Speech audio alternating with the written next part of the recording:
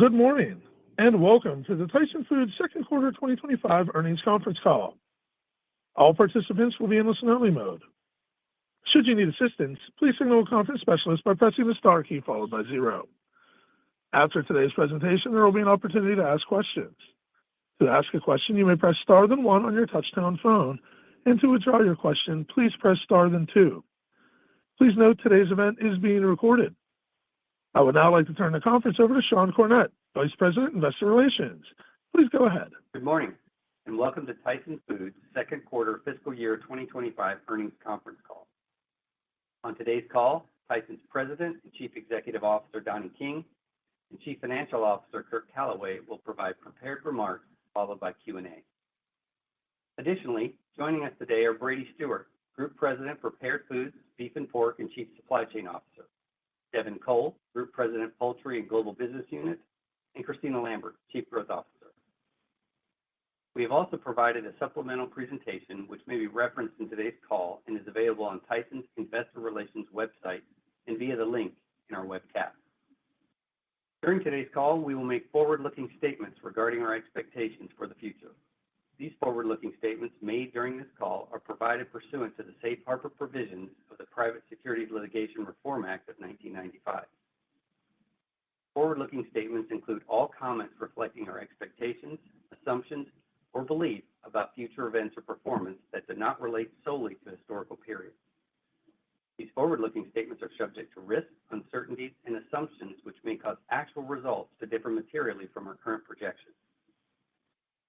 Please refer to our forward-looking statements disclaimer on slide 2, as well as our SEC filings for additional information concerning risk factors that could cause our actual results to differ materially from our projections. We assume no obligation to update any forward-looking statements. Please note that references to earnings per share, operating income, and operating margin in our remarks are on an adjusted basis unless otherwise noted. For reconciliations of these non-GAAP measures to their corresponding GAAP measures, please refer to our earnings press release. Now, I'll turn the call over to Donnie. Thanks, Sean. You've heard me say before that operational excellence never gets old or goes out of style, and this quarter is another proof point. Our strong results underscore the consistent execution of our strategic priorities. Our teams remain focused on execution and proactively navigating an evolving environment.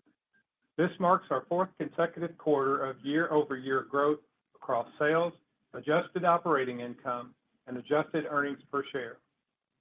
Second quarter adjusted operating income is better by more than $100 million, or 27% versus last year, and our margin expanded by 70 basis points. Our chicken, pork, and prepared food segments, along with international and other, all delivered year-over-year adjusted operating income growth. We achieved 48% growth in adjusted earnings per share, reflecting improved operating performance and strategic execution. We improved our net leverage ratio versus last year through deliberate actions and are maintaining a healthy balance sheet underpinned by our disciplined capital allocation. This reflects our resilience, even as beef remains under pressure. Now let's talk about demand.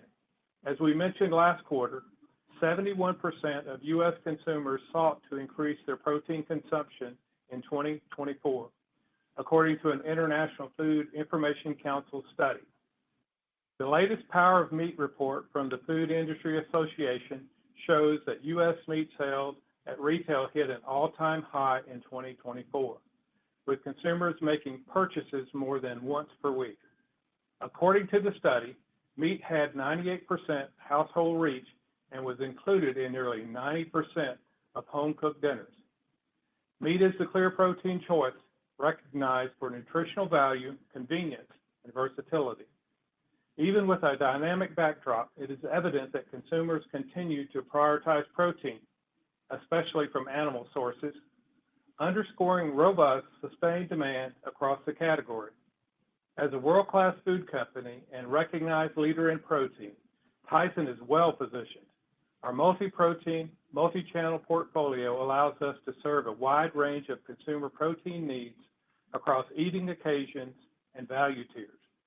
Our broad portfolio of strong brands, Tyson, Jimmy Dean, Ballpark, and Hillshire Farm remain key differentiators in a competitive marketplace, allowing us to drive long-term value. Now, let's walk through segment performance. Prepared Foods. Prepared Foods continues to be a high-performing and dependable driver of profitability. In the second quarter, we delivered double-digit margins, expanding by 50 basis points versus the prior year. The team continues to execute with excellence on the factors within their control. We see meaningful runway to expand margins over time. Our multi-year plan, focused on optimizing operations, launching winning innovations, and expanding distribution, is on track.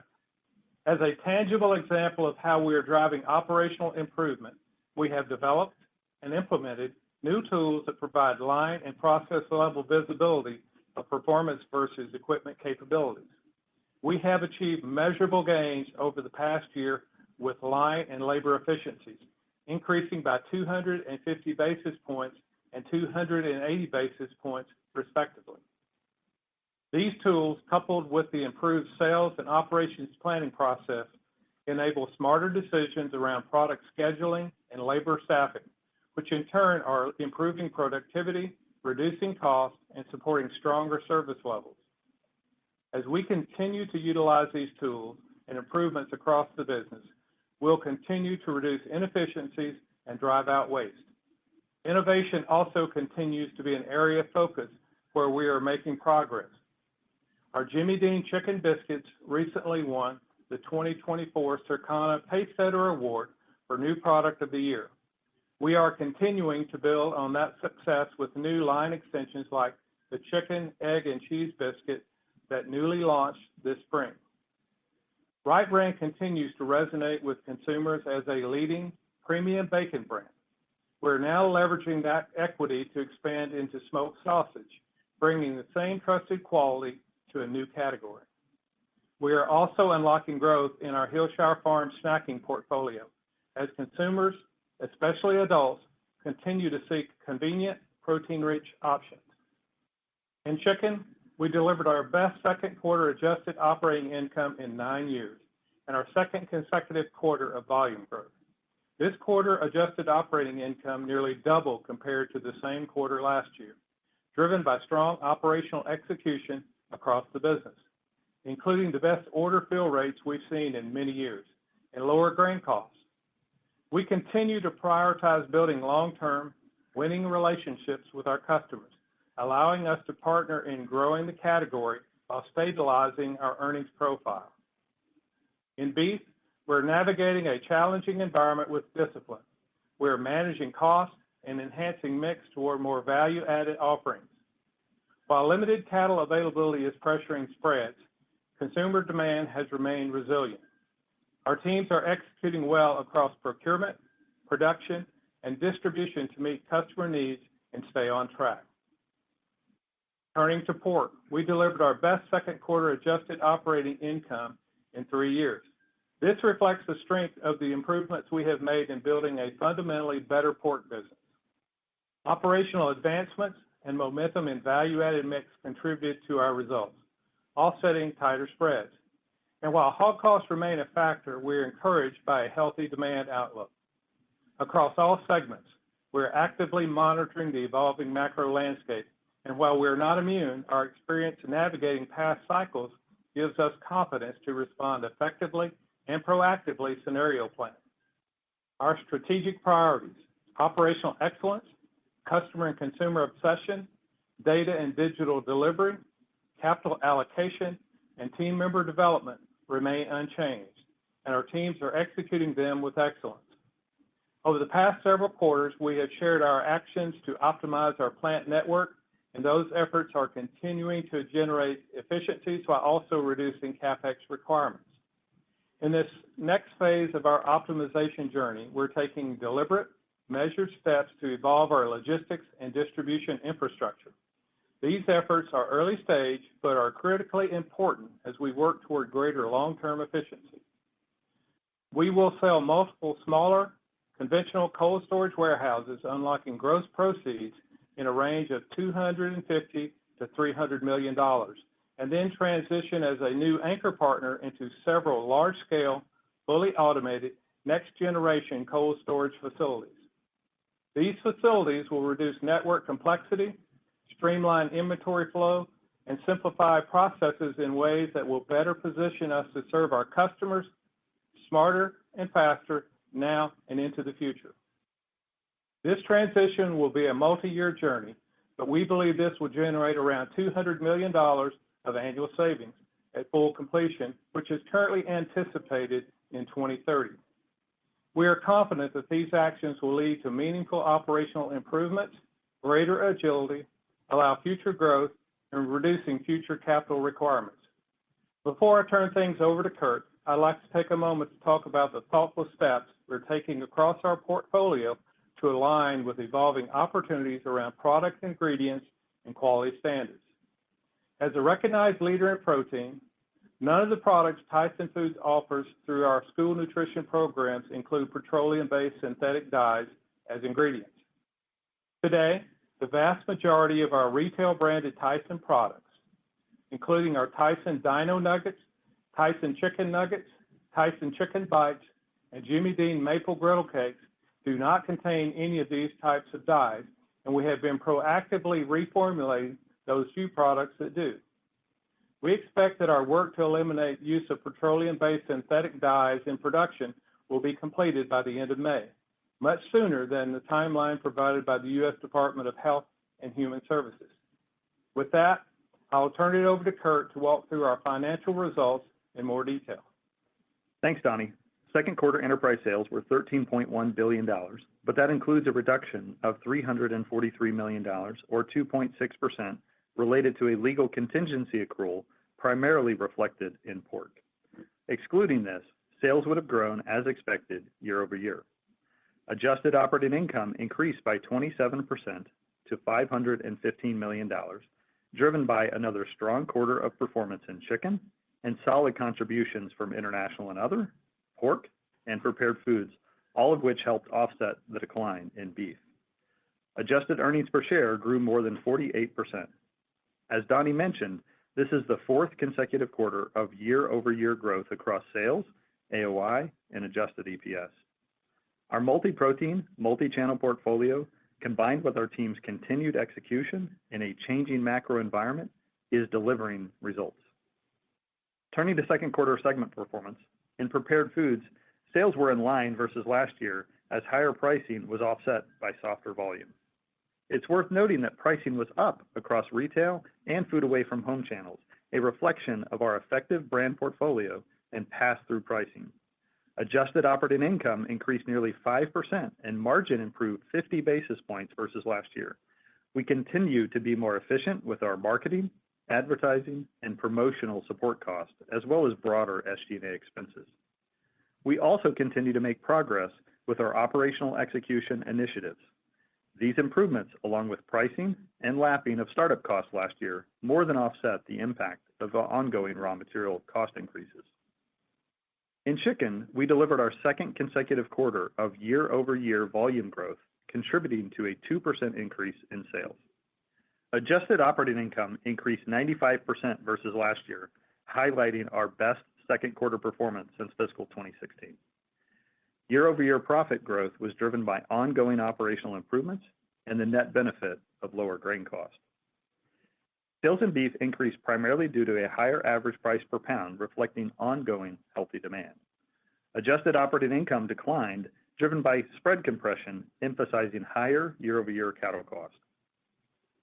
In pork, sales were roughly in line versus last year, excluding the impact of the legal contingency accrual.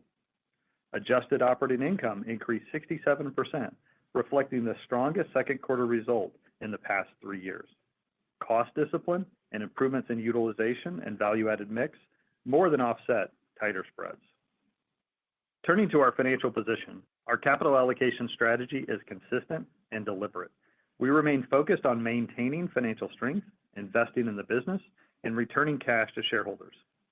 Year-to-date operating cash flow was $846 million, and capital expenditures came in at $464 million, resulting in free cash flow of $382 million.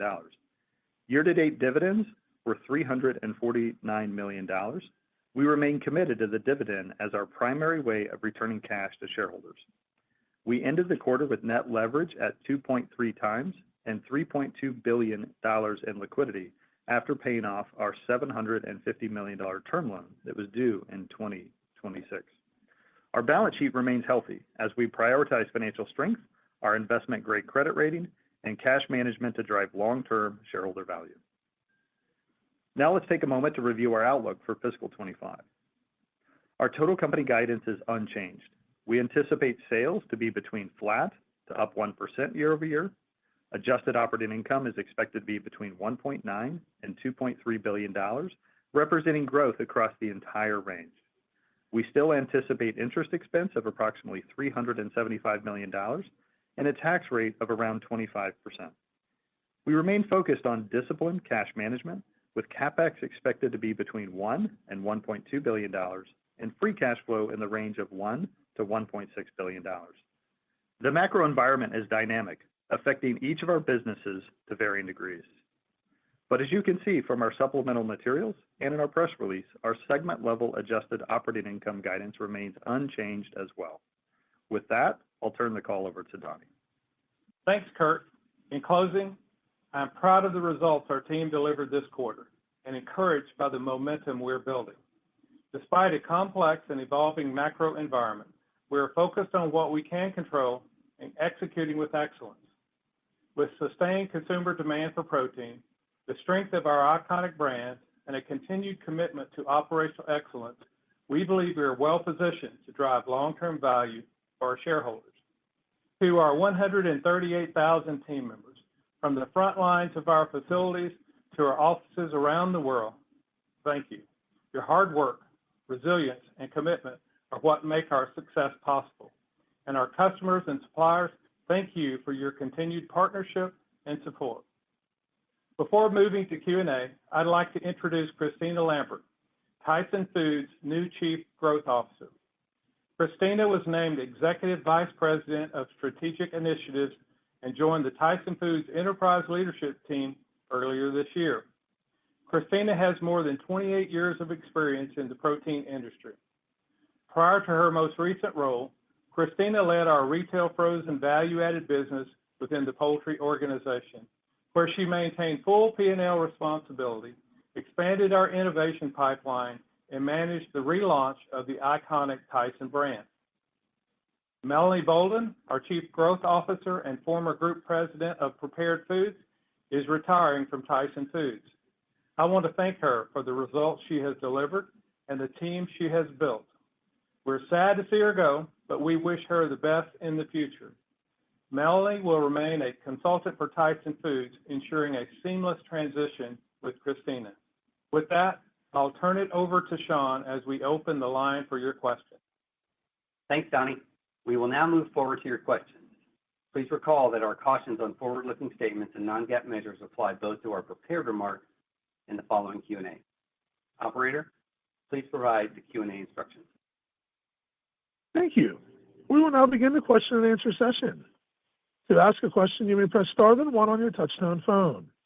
If you're using a speakerphone, please pick up your handset before pressing the keys. To withdraw your question, please press star then two. Please limit yourself to one question and one follow-up. If you have further questions, you may re-enter the question queue. At this time, we will pause momentarily to assemble our roster. And today's first question comes from Alexia Howard at Bernstein. Please go ahead. Thank you. Good morning, everybody. Morning. So you beat consensus expectations this quarter on the profit line, but you didn't raise guidance for the full year. How did the results come through versus your internal expectations, and what's coming through better or worse than expected? And then I have a follow-up. Thank you, Alexa. This is Donnie. Let me, before jumping into that, let me share a couple of additional thoughts on Q2. I think this quarter clearly demonstrates the importance of our multi-protein, multi-channel portfolio. We are best positioned intentionally to provide affordable, accessible, and nutritious protein that the consumer continues to demand in this very dynamic environment.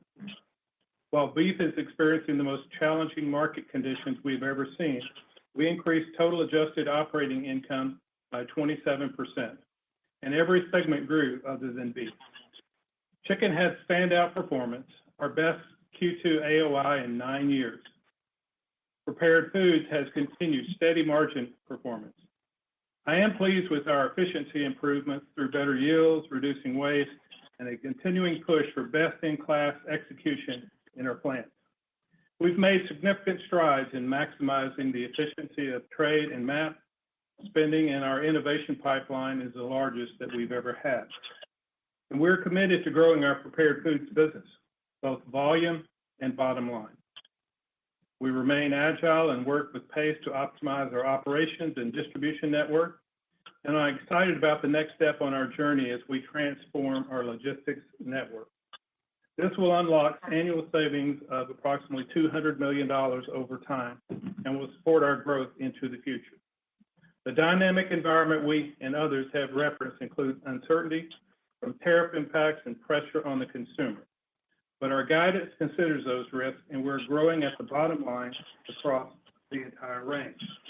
Now, in terms of guidance, I will add a little, and then I will let Kurt add some color to it as well. Overall, we remain excited about our FY25.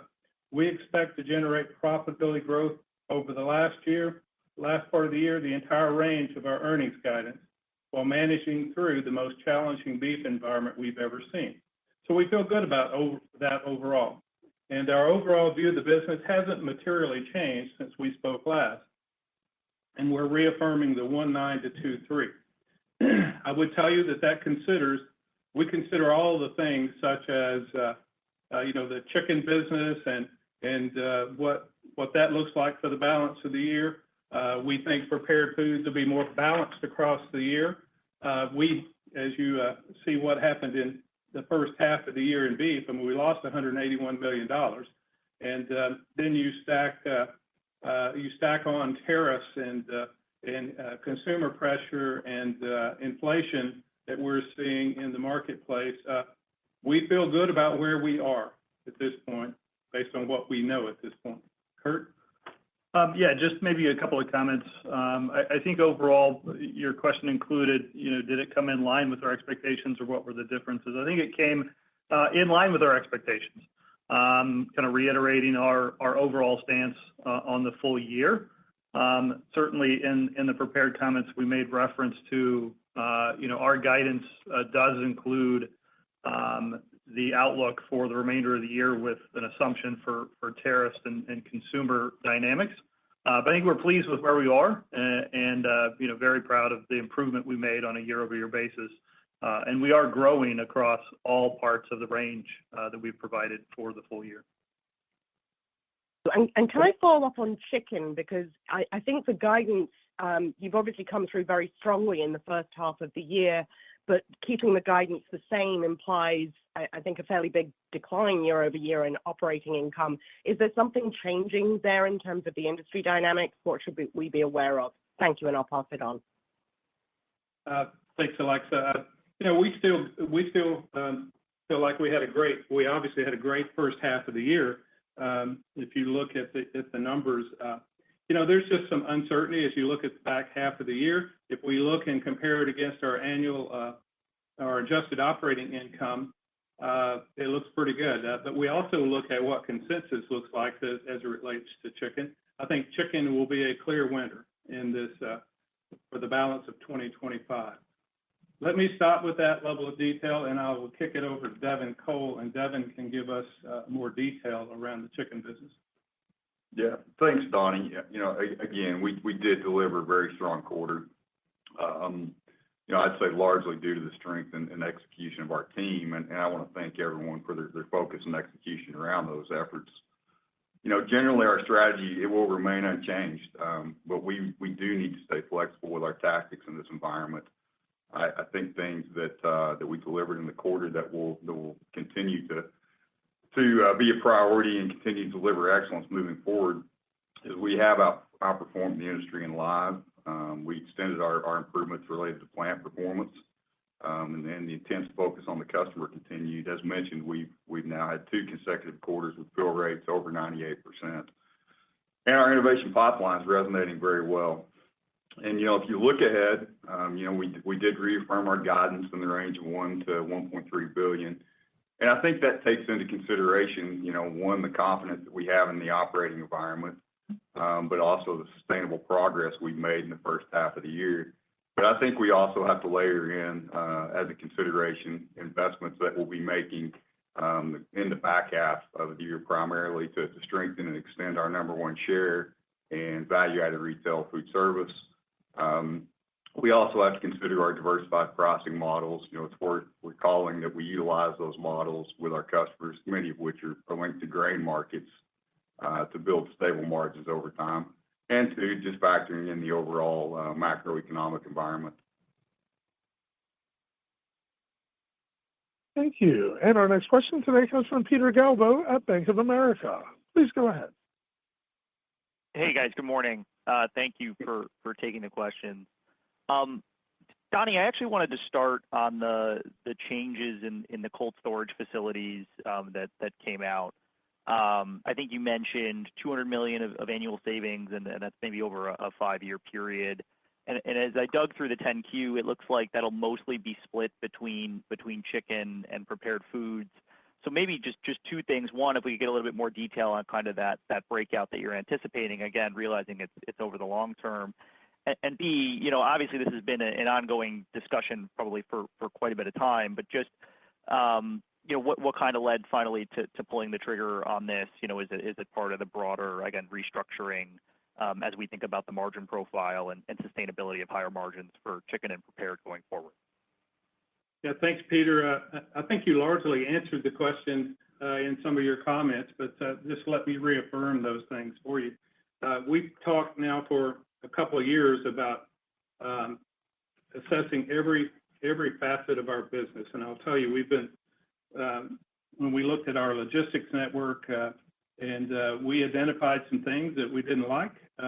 We identified opportunities for improvement, and Brady Stewart and that team that works on this have been working on this for well over a year in terms of trying to get to this point.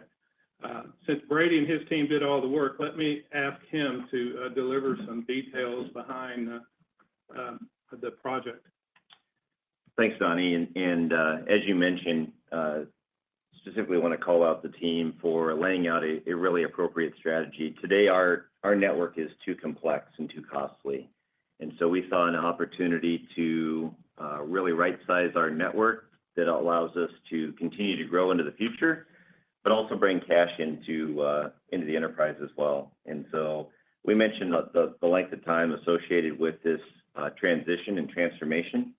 And it's really important to understand that there's new cold storages that will be built that will get our products closer to customers, which reduces the total number of miles, reduces our carbon footprint in delivering our products to our customers, and ultimately will deliver that over $200 million in annual savings as we move out 3 to 5 years from now.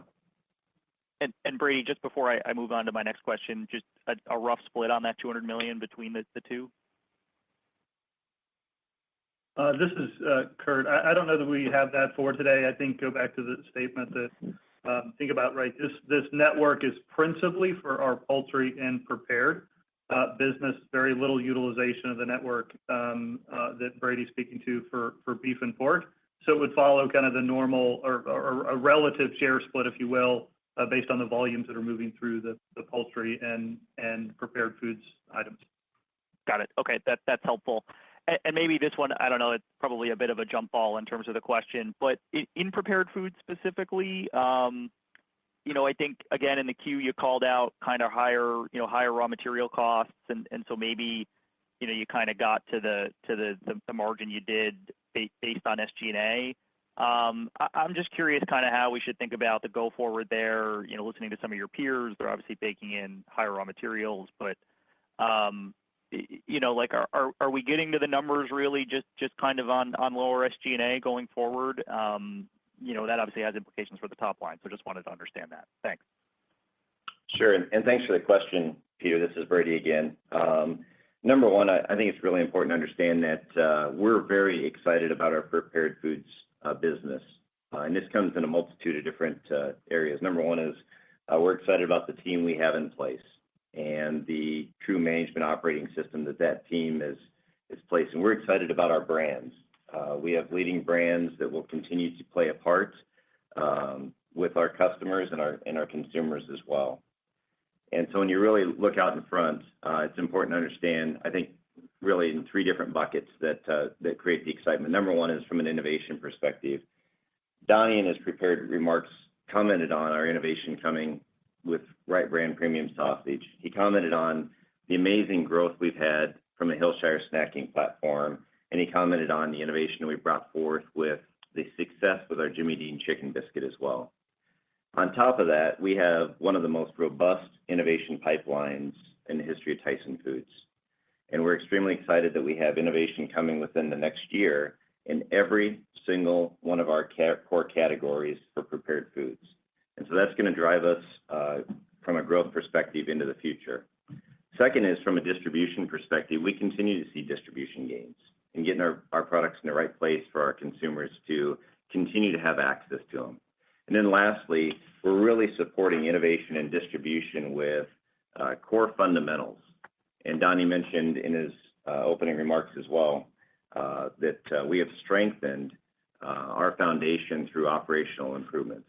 And that comes in the form of both distribution that comes in the future relative to our supply chain announcement. It also comes relative to the improvements we've seen from an operations perspective in our manufacturing assets. So I think when you parlay all three of those items on top of each other, again, we're very excited about our prepared foods business.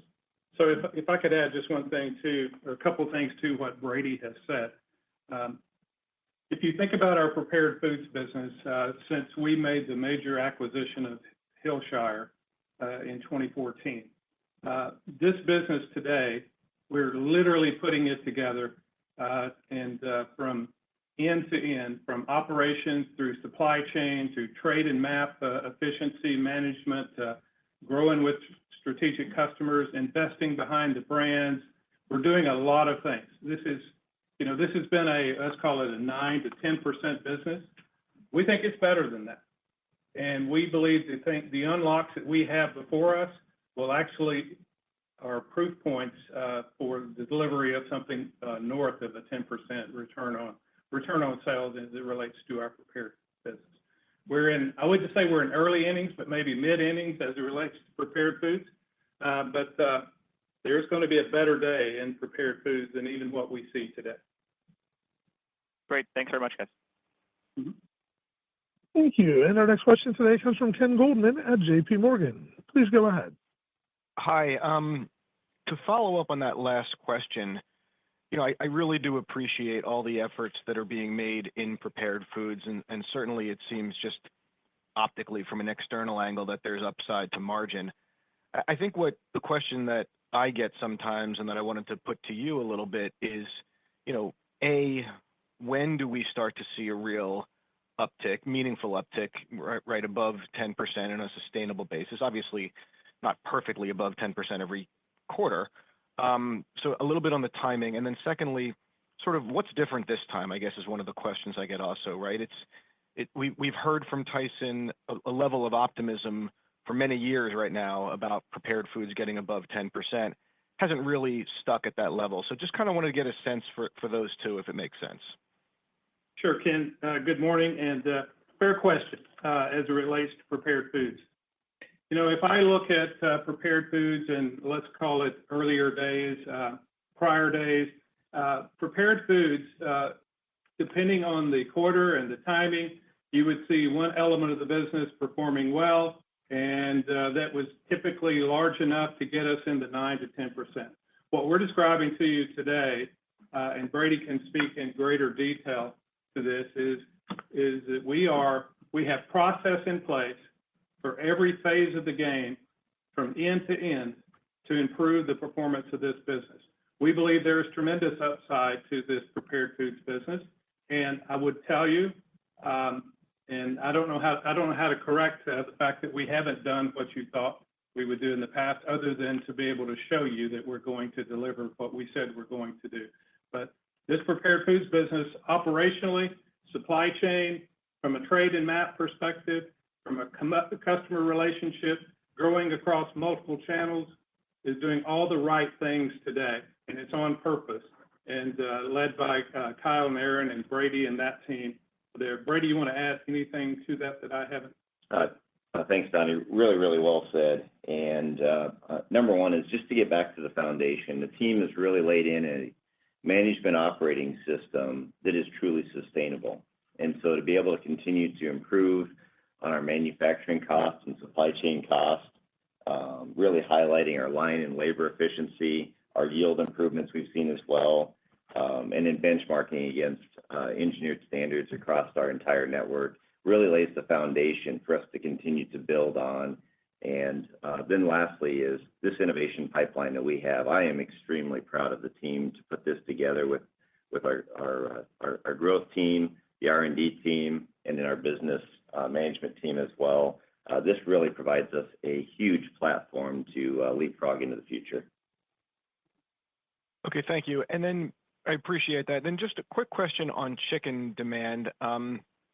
It feels like, within quick service, more items are being added to menus every week. There's articles, increasingly about on that topic. And so it's becoming, I think, apparent to, some observers that, maybe chicken demand at QSR will be a little bit better than what people had initially hoped. At the same time, the QSR channel maybe has some of its own challenges. So just kind of want to get a sense for what's in your guidance for, QSR chicken demand now as opposed to a few months ago in light of some of those puts and takes.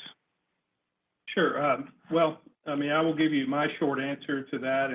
And if you look at the macro environment, when food will be consumed away from home, typically in an environment like this, you would see QSR growth, and particularly within the QSR business, you're going to see chicken perform. I think it would be reasonable to think that will occur again. I think that we see signs of that going on today, and the demand there for our business, even in food service, is still quite strong. So let me flip it over, Ken, to Devin and let him add some color around that. Yeah, maybe just a couple points there. I mean, I think relative to the QSR arena, we did see strong growth within the quarter. With double-digit growth within that portfolio, and we see the same thing you do with continued promotional activity throughout the spring and summer. So we're encouraged by that. But I'll also tell you that it's bigger than that for us. We have a broad portfolio across all of our food service categories as well as retail, and we did see growth within retail at our value-added and deli offerings. So, I would just say that as we look across all of our customer base, and we do continue to partner with them, and we're able to provide options that consumers are going to be increasingly looking for convenience and value. So we feel good about our overall volume outlook. Great, thank you. Thank you. And our next question today comes from Ben Theurer with Barclays. Please go ahead. Hi. Yeah, good morning, Donnie, Kurt.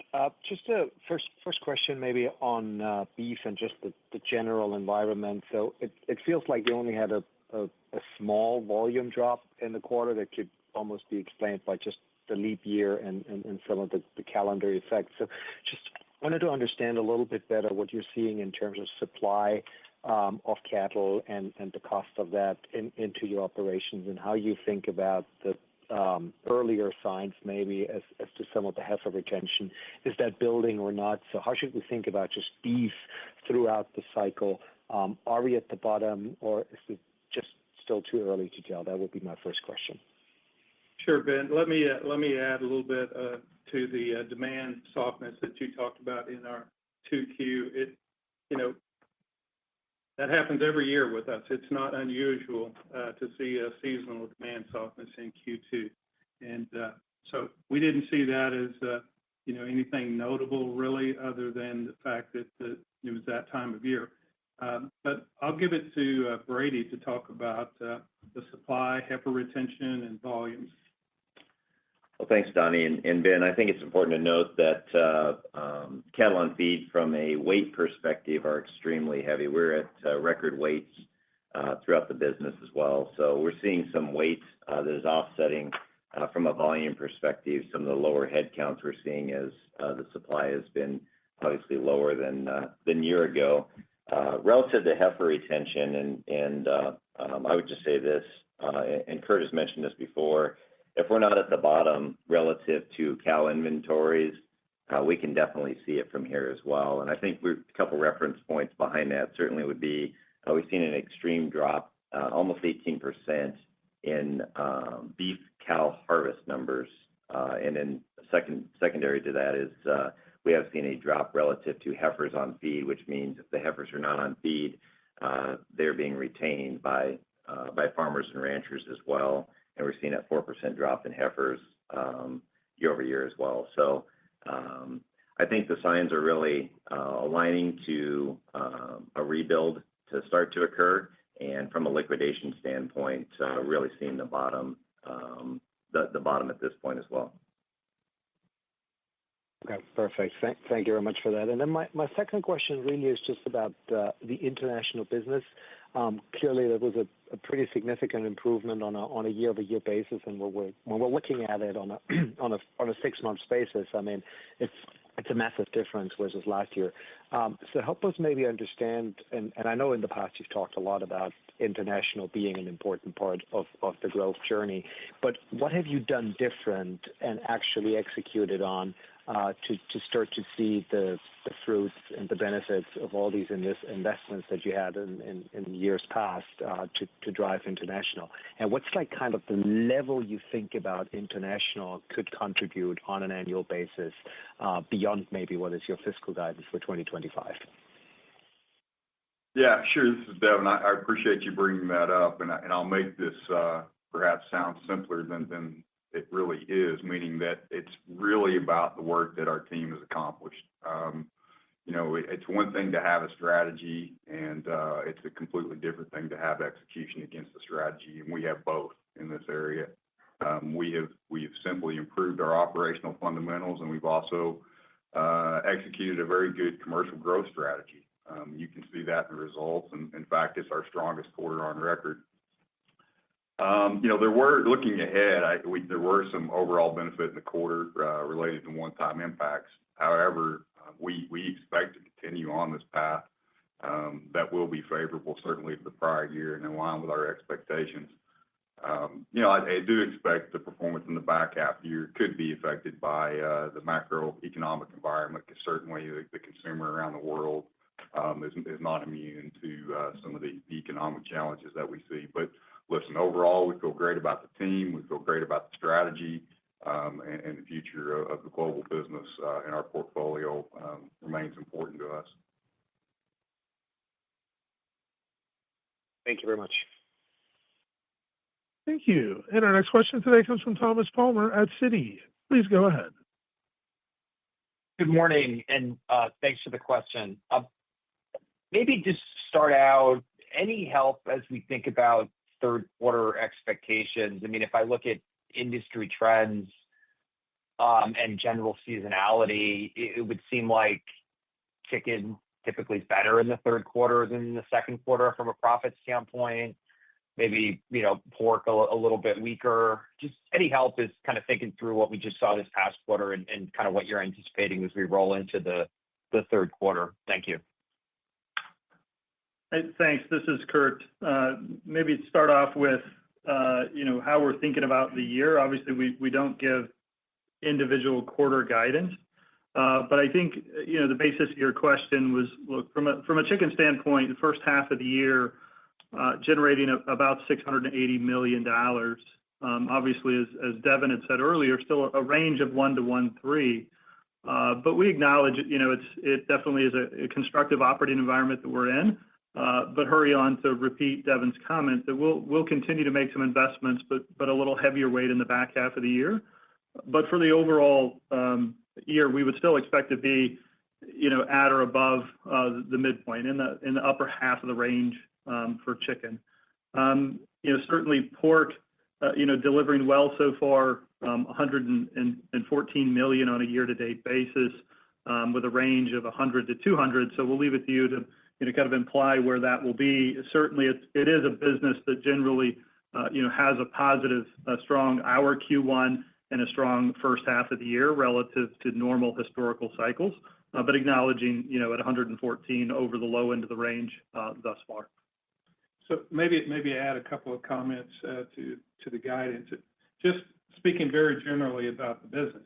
If you look at our beef business, and I realize it's losing money today, but our beef business, the team that lead our beef business are operating at a very, very high level. The execution, from what I've seen, has never been better than what we see today from our beef business.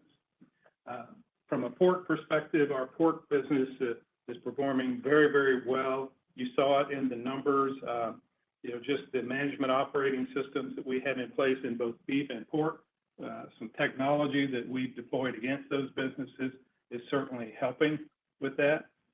You saw in chicken a very constructive Q1, got a lot of momentum, and there will be some investments in brands on the Tyson brand in the back half of the year. That's the 1 to 1.3 kind of conversation.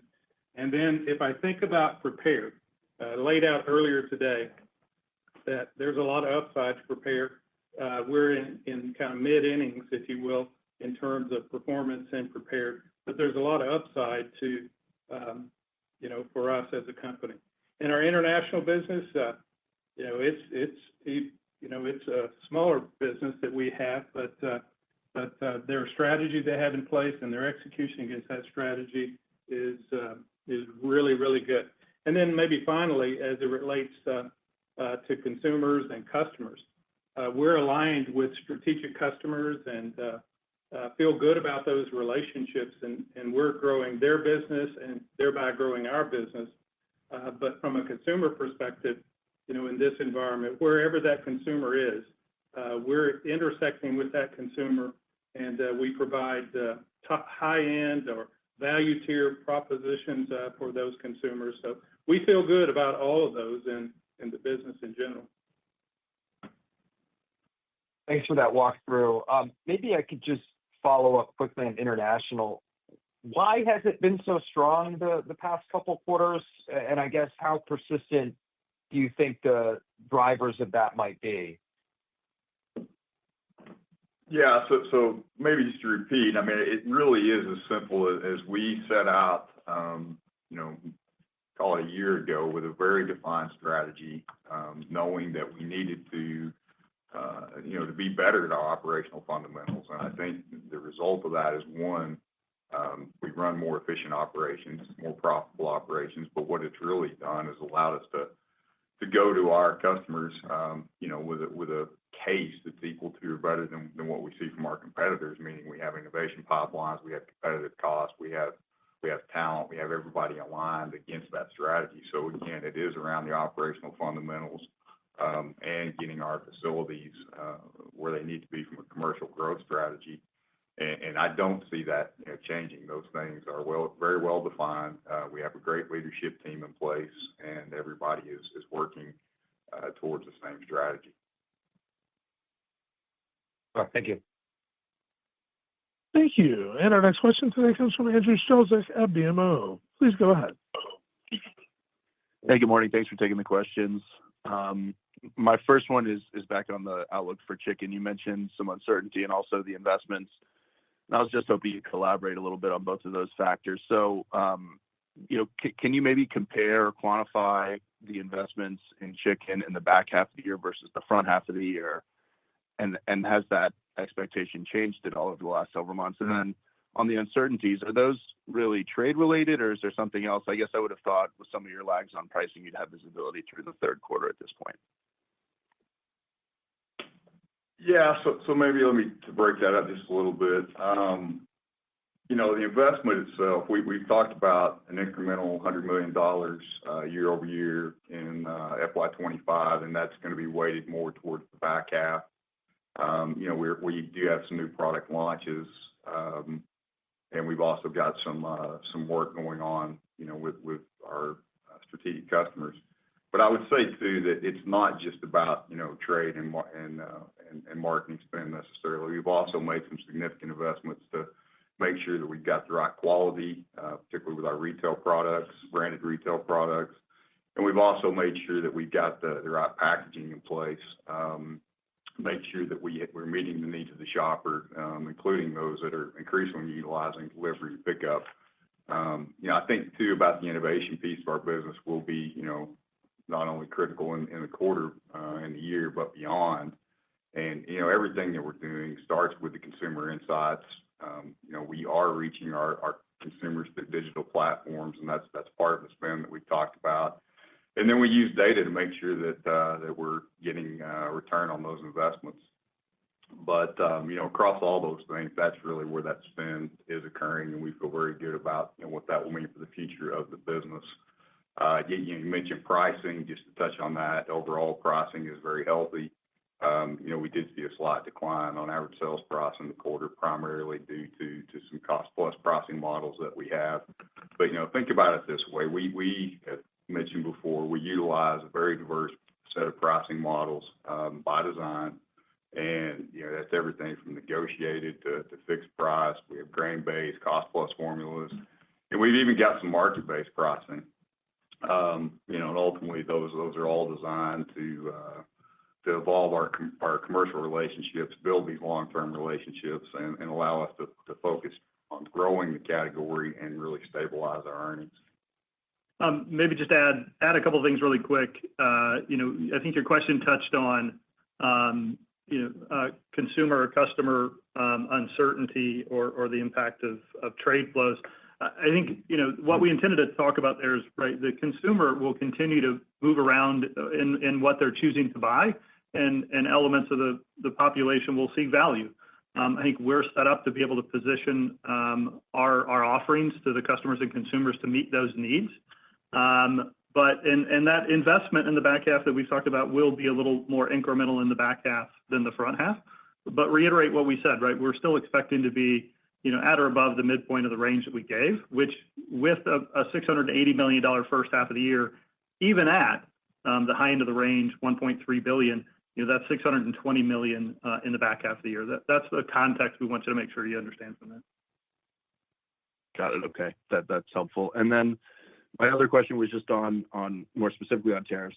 Have you seen any changes in export trade flows related to that, or any impacts on your business so far, either pull forward on demand, shifts away from the U.S. to other countries? I'm just curious how you're seeing that so far and how you're handicapping that in your outlook. Thanks. Sure. Let me give you the punchline first. We do not expect global protein consumption to change. That's our top line view as it relates to that. There could be temporary short-term disruptions that as global trade flows adjust. We anticipate that. But as we talked about last quarter, we've been contingency planning to minimize disruptions to both trade and supply chain. And, frankly, we've been doing this for 90 years. There have been tariffs, there have been non-trade tariff barriers, there have been all those things, and we're confident in our ability to adapt and succeed. We're certainly interested in working with the administration and Congress to try to resolve this sooner rather than later. But we feel good about where we are and what we have done. We have factored everything as it relates to tariffs and consumer pressure and so forth into our guidance. Great. Thank you very much. Thank you. And our next question comes from Michael Lavery with Piper Sandler. Please go ahead. Thank you. Good morning. I just want to come back to beef. Obviously, there's a lot of challenges there, but one thing that's proven to be better than we'd expected or feared is the consumer demand. Even as pricing has been sticky and going up, the revenues continue. It's been growing nicely. So maybe any sense of just what you're seeing there? Is it driven by more of a higher end consumer? Help us maybe understand just what's helping keep that sales growth momentum going. Yeah, it's a great question, Michael. And obviously, the consumer has been extremely resilient relative to beef. And we've seen appropriate strength on middle meats. But I think what's really held this cutout up at such a high level has been some of the values that are being derived through the grinds complex as well. And regardless of format, if it's in the format of a patty, if it's in ground beef and chubs, we've really seen a lot of resiliency, and that provides us some benefits all the way from the chuck to the round as well. And so I would highlight the resiliency and opportunity for a consumer to potentially move from middle meats down into ground beef, and consumers are going to continue to eat beef. And I think that's really the highlight is they still have the opportunity to move into these grinds complexes from some of the middle meats as well. Okay, that's great. That's helpful. And just a follow-up on the regulatory environment. Is there a sense for what your exposure is to SNAP recipient households, and if there's some cut back or dial back in what those benefits look like? Have you been able to quantify what, if any, risk you think that might give? Well, I mean, this is Donnie. This is a little bit across the board, or all over the board, I should say. But interestingly enough, here in Arkansas, about a month ago, our governor sought a waiver from USDA to substitute rotisserie chicken into the SNAP program as opposed to some candy and sweet goods and so forth. And so we see that catching on across the country. We see, protein, as we talked about, or I talked about in the earlier comments, we're seeing U.S. meat sales at all-time high in 2024, 98% of household penetration. So protein is clearly a winner in the marketplace, whether that's chicken, beef, pork, or turkey. So we feel good about that. I have no specifics as it relates to, what the economic value is in terms of SNAP and how that may trade and how the administration may do it. But once we know, we'll certainly make you aware of that. Okay, thanks so much. Thank you. And our next question today comes from Pooran Sharma with Stephens Inc. Please go ahead. Great. Thanks for the question. Just wanted to ask about operationally, we had a pretty cold winter across many parts of the U.S. Just want to understand if you could help us qualitatively, or if you could quantify any cold weather impacts.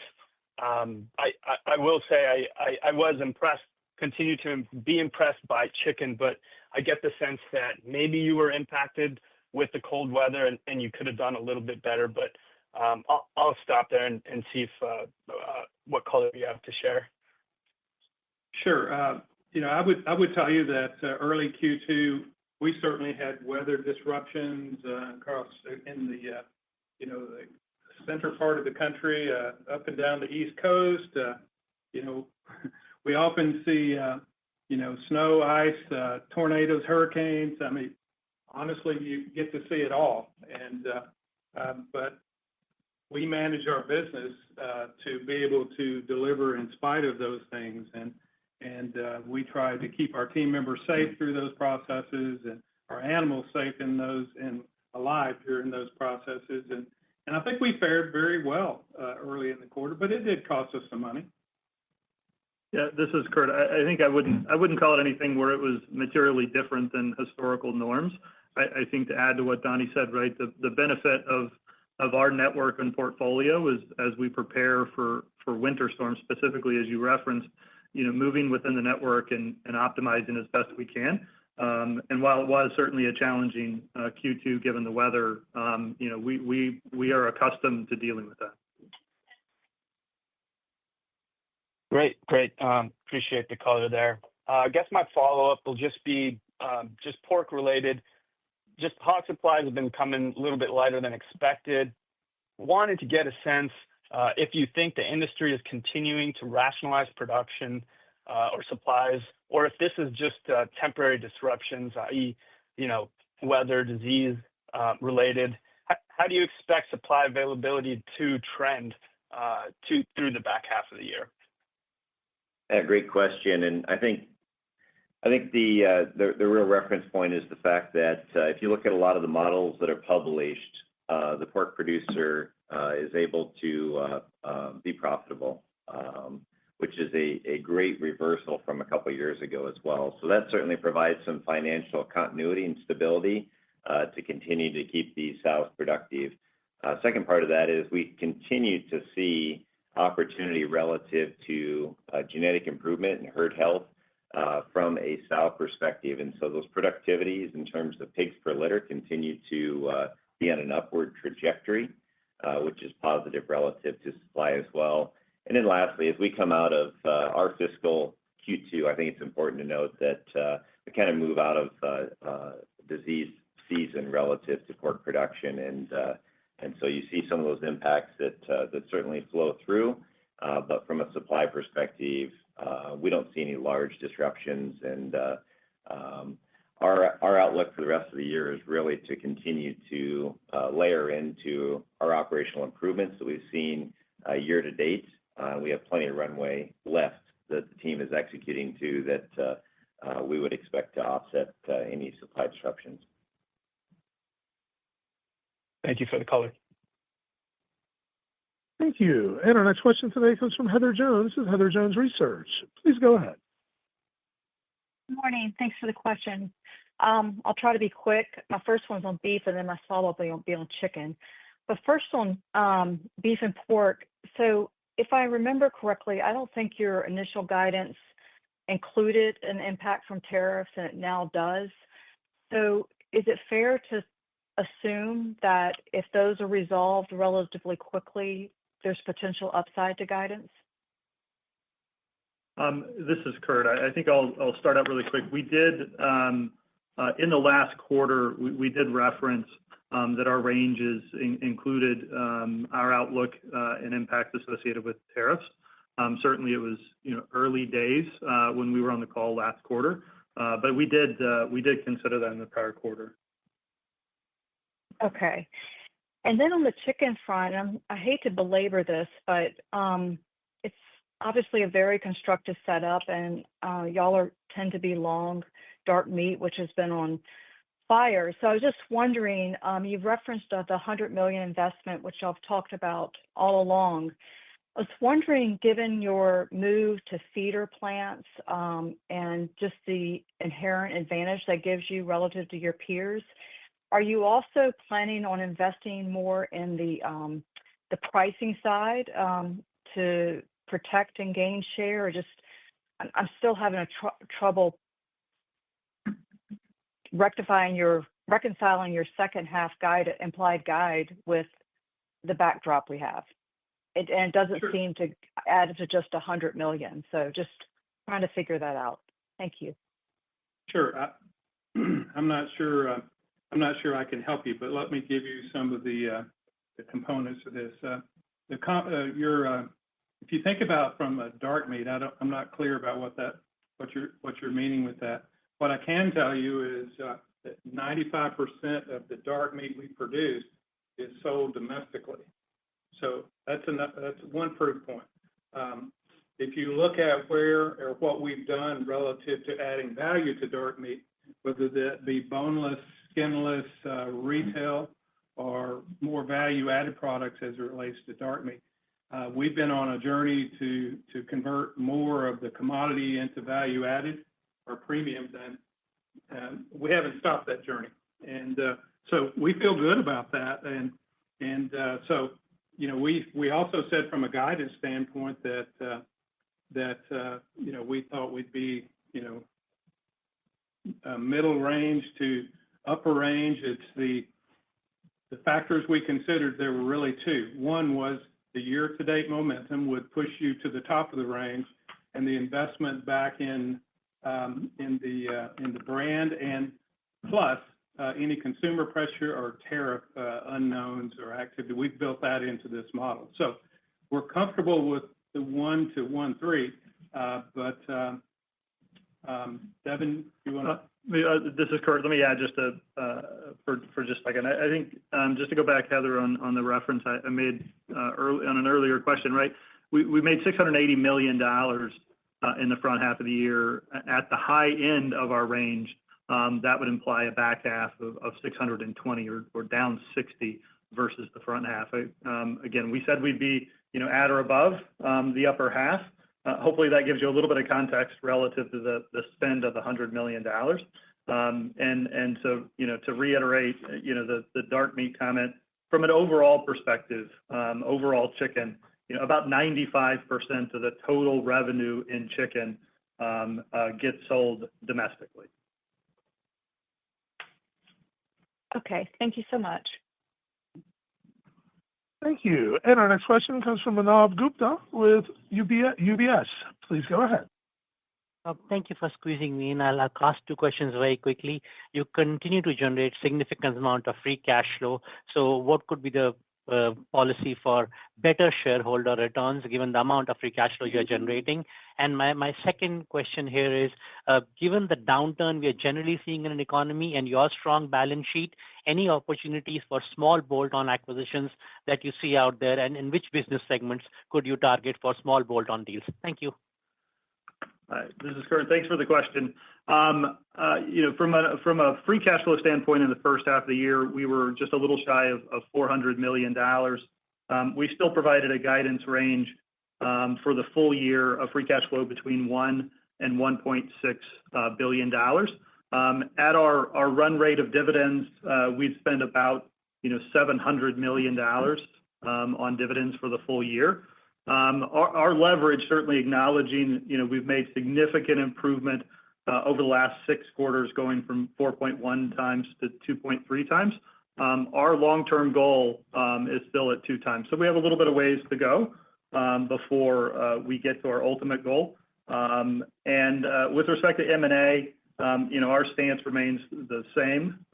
We look at opportunities, but we're very selective in what we choose to look at. But overall context, still looking at opportunities more in the value-added parts of our portfolio. Thank you. That concludes our question and answer session. I'd like to turn the conference back over to Donnie King for any closing remarks. Thank you for your time and continued interest in Tyson Foods. We look forward to sharing our progress with you next quarter. Thank you. This concludes today's conference call. We thank you all for attending today's presentation. You may now disconnect your lines and have a wonderful day.